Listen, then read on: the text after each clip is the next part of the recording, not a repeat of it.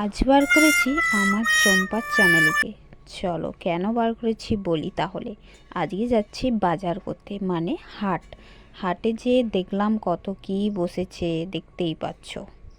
চলো আরও কিছু দেখাই।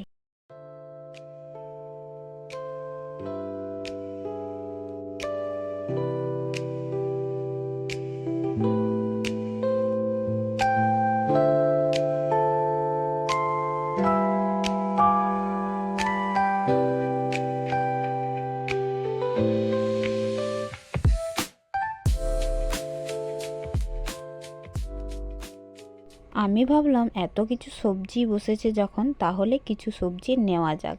তারপরে গেলাম ফুলকপি নিতে। ফুলকপিকে দাদাকে জিজ্ঞেস করলাম, দাদা কত করে? দাদা বলছে 20, 25, 30। শুনে তো অবাক।